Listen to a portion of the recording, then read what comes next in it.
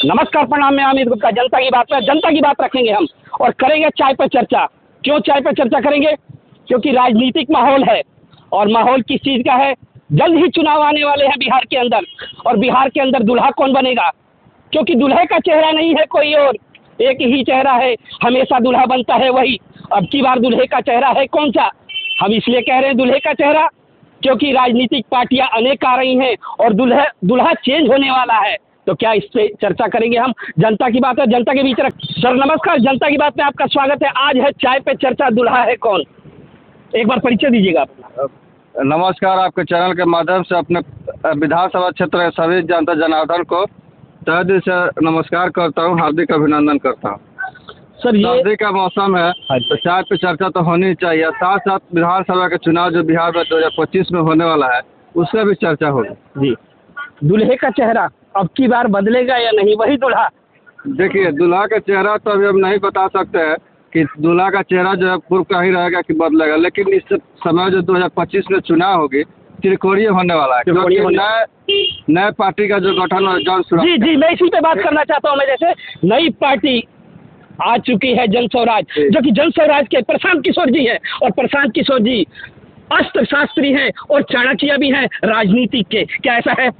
देखिए, ऐसा तो माना जाता है, लेकिन अभी जो 4 विधानसभा चुनाव हुआ वहाँ जैसे एक क्या नाम है, जहाँ पर जीतनराम मांझी की बहू जो चुनाव जीती है, तो वहाँ पर जन स्वराज तो प्रभाव डाला ही है। प्रभाव डाला है, 10% वोट काटे हैं, 10%। लेकिन कुछ जगहों पर उनका बहुत माइनस वोट में गया है, बहुत ज़्यादा प्रभाव नहीं पड़ा, लेकिन एक जगह ज़्यादा प्रभाव पड़ा, 37,000 के लगभग वोट मिला। जी। जैसे कि अब की बार चेहरा त्रिकोणीय है, तो जैसे कि अब की बार चुनाव का चेहरा त्रिकोणीय है, और मुद्दे क्या रहेंगे? मुद्दे हिंदू मुस्लिम, या वही राम मंदिर, या वही बिहार को लूटने या खसोटने का काम नेता करेंगे? ऐसा क्या? देखिए, गोरखपुर विधानसभा में यहाँ पर धर्म की राजनीति नहीं चलती है, विकास की राजनीति चलती है।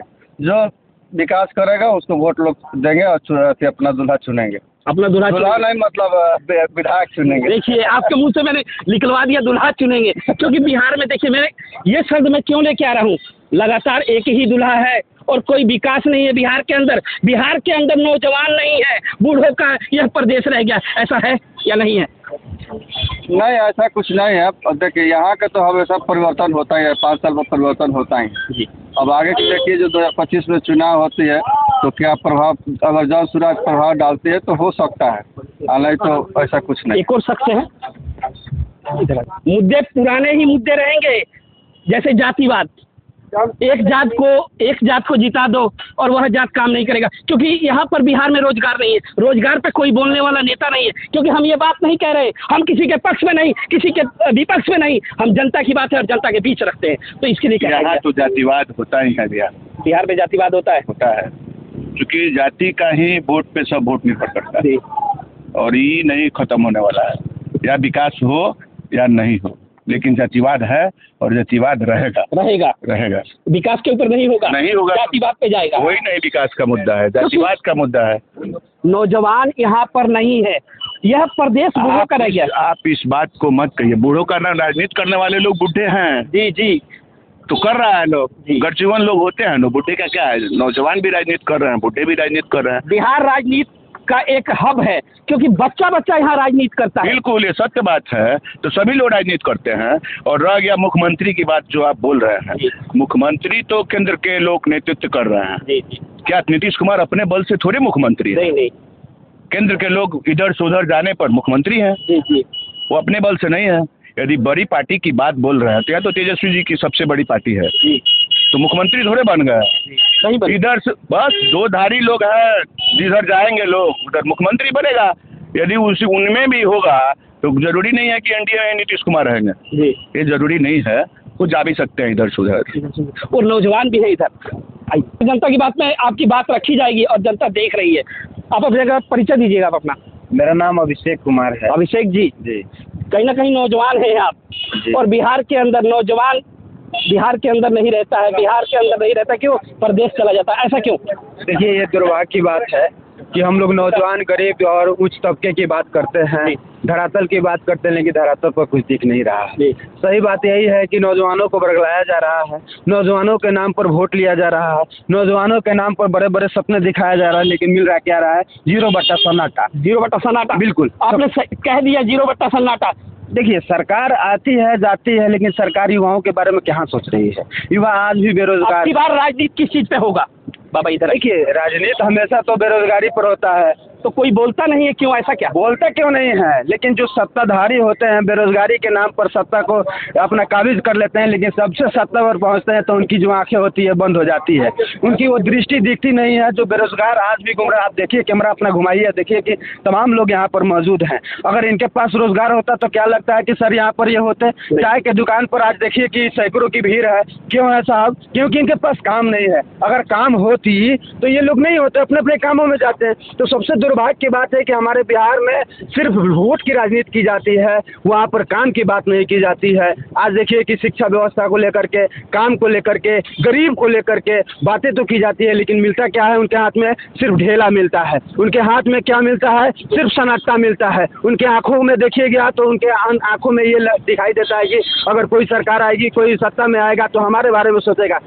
सर नमस्कार, जनता की बात में आपका स्वागत है। जी, आपका भी बहुत बहुत स्वागत है, और सूर्याकोटी प्रखंड के सारे जनता जनार्दन को भी मेरा तरफ से प्रणाम, नमस्कार, सलाम। परिचय नहीं दिए आपने। परिचय जी, मेरा नाम आबिद हुसैन है। और हुसैन जी, उस कौम से आते हैं आप? एक कौम हुआ है यहाँ की राजनीति में खलबली कर देती है, ऐसा है कि नहीं है? जी देखिए, राजनीति में तो बहुत तरह की बातें होती है, कहीं हिंदू मुस्लिम खलबली मचा देते हैं, तो इसके लिए क्या कहेंगे आप? जी देखिए, हम इसके लिए यही कहेंगे कि बिहार के लिए सबसे जरूरी है विकास, रोजगार, क्योंकि हम लोग भी प्रदेश में ही जाकर रहते हैं, यहाँ रोजगार नहीं है। अगर बिहार में रोजगार हो तो कहीं जाने की जरूरत नहीं है। तो सभी जनता से हमारा यही है कि कभी भी वोट हो, इलेक्शन हो, तो अपना जो मत है वो रोजगार के नाम पे दिया जाए, ताकि बिहार में रोजगार हो, रोजगार की बढ़ावा मिले, और जो पार्टी इस चीज़ की समर्थन करती है उस पार्टी को आदमी सपोर्ट करे। मेरा यही आग्रह है सभी लोग। बहुत बहुत धन्यवाद। इस बार हमारा नाम राजदेव शाह है, ग्राम छितौली, पंचायत राज आज्ञा का निवासी हूँ। इस बार हम पंचायत राज में बनाएंगे तेजस्वी सरकार को, और केंद्र में बनाएंगे राहुल सरकार को। हमारा मुद्दा है बेरोजगारी। बेरोजगारी को तेजस्वी ने ही शिक्षकों को दिया है, लालू प्रसाद ही 4000 पर शिक्षकों को बहाली करके रखा है। रोकना चाहूंगा बीच में, बेरोजगारी नहीं थी, हाल ही में बेरोजगारी हुआ है ये नीतीश सरकार में। चूंकि नीतीश सरकार कई वर्करों को लोग अभी तक कुछ नहीं किया है, जैसे रसोईया है, श्वासन देते हैं, ये आंगनबाड़ी है, जीविका है, ये कुछ नहीं करते हैं। जो अनौपचारिक में काम किया था बिहार में, सबको कमर तोड़ दिया, कमर नहीं तोड़ा बल्कि उनकी हड्डी को चूरा बना कर रख दिया। उसी का मैं भी एक चेहरा कौन है, क्योंकि राजनीतिक पार्टियां नई नई पार्टियां आई हैं, तो उसके लिए क्या कहेंगे आप? नए चेहरा चिराग पासवान जी है। नए चेहरा चिराग पासवान जी यानी बिहार का सीएम बने तो मैंने बहुत ज्यादा उन्नति होगा। अब की बार जैसे कि प्रशांत किशोर जो कि चाणक्य हैं, राजनीतिक के चाणक्य, तो उनके लिए क्या कहेंगे? सब ठीक है, लेकिन हमको नजर में चिराग पासवान है। चिराग पासवान, आपकी राय है? जनता की बात है, जनता के बीच रखेंगे। नमस्कार जी। नमस्कार जी। अब की बार किसको दूल्हा बनाएंगे? जी तो हमारे प्रबंध होगा कि उसको विचार करेंगे, लेकिन नीतीश को छोड़ करके कोई बने हमको इसमें खुशी है। नीतीश को नहीं रहना है। क्या अब की बार बूढ़ों का प्रदेश रह गया है क्या बिहार? जी। क्या ऐसा है? हाँ जी। क्यों है ऐसा? ऐसा सब नीतीश करते हैं, नीतीश करे। बताइए, नीतीश तो हम लोग को आँख में धूरा झोंक रहे हैं। जैसे मान लीजिए कि दारू बंद कर दिए वो, तो फिर बिहार में दारू कहाँ से आ जाते हैं? एमपी से, जयनगर से कहाँ से आ जाता है दारू? विदेशी दारू आ जाता है, कहाँ से आ जाता है? उसके बस कब आता है जी, बेकाबू कब आता है? जनता की बात है और जनता के बीच रखेंगे हैं। और दारू आती है तो कहाँ से आती है ये बताइए। वो तो वही बताएंगे, जब वो चढ़ेंगे तो वही बताएंगे, बाबा बताएंगे। हम लोग क्या जानते हैं? हम लोग तो गृहस्थ आदमी है, बुरा आदमी है, हम लोग क्या बता सकते हैं? बोले हम लोग ये बताइए, बिहार के अंदर बेरोजगारी और बेरोजगारी के बाद भी दारू का यहाँ प्रचलन चल रहा है, ऐसा क्यों?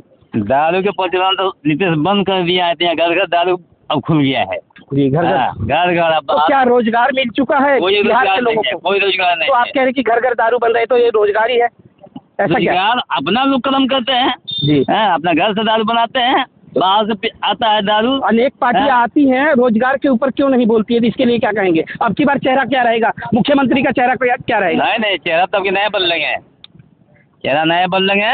हाँ, जिसको बनना है बनेगा। अब की बार दूल्हा किसको बनाएंगे, बूढ़े दूल्हे को रखेंगे या नहीं नया बुढ़ा दूल्हा? हटाएंगे, बेकार है बुढ़ा दूल्हा, नया दूल्हा बनाएंगे। अब की नया दूल्हा बनाएंगे। हाँ, बेरोजगारी तो ये जी बोलने बस सरकार, बेरोजगार तो रोजगार भी नहीं है, लोग मरते हैं बस, सीमेंट बैलों में खोटला से कहाँ होता है कुछ। तो अब की बार मुद्दे यहाँ बिहार में कुछ बा ना, सिवान में कोनो फैक्ट्री बना, छापरा बना, गोपालगंज में, यहाँ सब बेरोजगारी लोग सिवान जाके